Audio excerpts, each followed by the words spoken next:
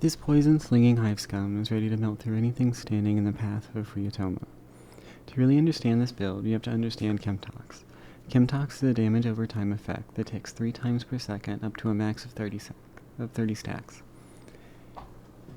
Should be putting a guide up on the screen now to help you make sense of it. For our weapon, we are using the Bonesaw for its ability to poison on every hit, with perks to target unyielding and carapace, because the Chemtox effect is going to melt through everything and less than that in short order. You do not want to be killing with this weapon. The real beauty in it is the poison coat in its blade.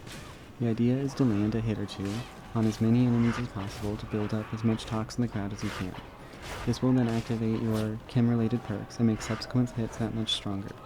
These also applying the tox as the previous people die to keep the perks going. There is an alt fire for the Bonesaw. The green blade is Chemtox, the main fire, and the purple will apply Brittlix. Mainly use the green and save the purple to use as support on bosses or groups of Crusher, though you will be mostly using the green. Very rarely do I pull out the purple. For the needle gun, we're using the Mark II for its ability to spread poison over an area on its... Let me try it again. For the needle gun, we are using the Mark II for its ability to spread poison over an area on its utility death, but its main fire is the same on both. For perks, we want to use unyielding and reload speed to help with this gun's slow reload animation.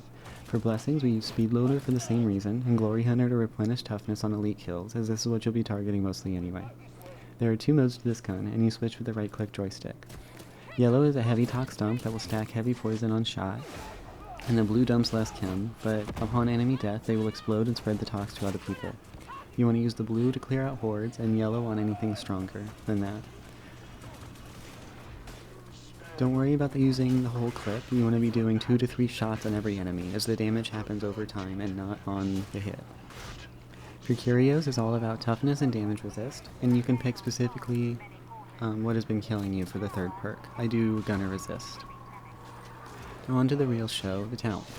Precision Violence is almost a must on every Hive Scum, as it is one of your main sources of toughness regeneration outside of your ability and stem. You never have too much of it. Next is In Your Face, as the damage buff it gives applies to the Needle Pistol's Chemtox damage, and you are more often than not going to be close enough for an enemy to apply. Sticky Hands is to make the weapon swap speed faster, and to make quick shots from the needle gun easier to do.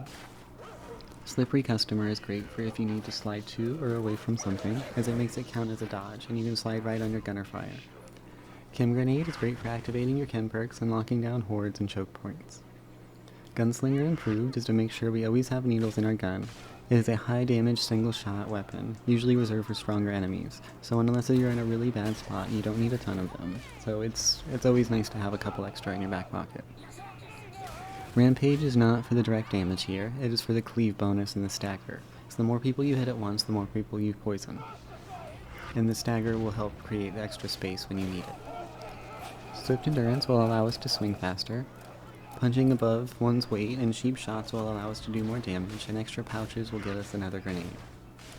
Battering Momentum will allow us to hit more people, stacking 50% higher every time it triggers. We can end up stacking pretty high. You want to use this on your heavy attack, specifically the side sweeping one. For the chem perks, they will add a modifier the more people that are infected or on infection. Virulent Strain will increase the damage the enemy takes from all sources. Toxic Mania will increase your damage up to 15%. Toxic Renewal will replenish 1% of toughness for each person infected. And then for our purple perk, we take Chemical Dependency, which will increase our crit chance, which means more poison on hit, and our ability regen, which will help with our survival as our ability brings our shield back.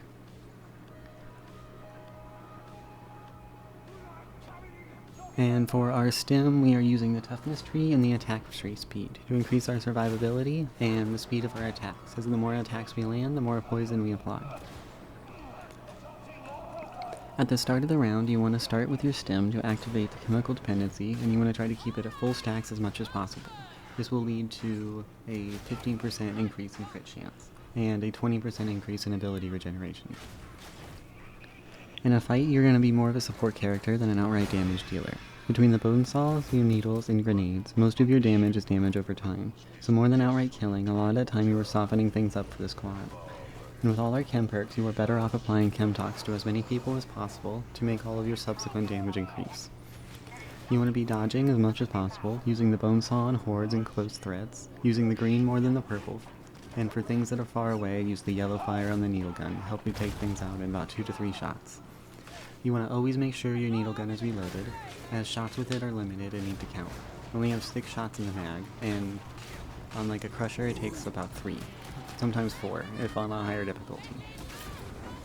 For boss fights, I like to throw a grenade, do 2 to 3 mag dumps of the needle gun, and then after charge in with the bone saw. By the time you charge in with the bone saw, the damage over a time is starting to take effect, and you will see his health bars start to melt. Other than that, just stick with your squad, as you are not able to do a lot of direct damage or stagger with this build, so you're going to have to rely on them for that kind of support. And again, you are more of a support character than a damage dealer, and you have to be able to play like that. Happy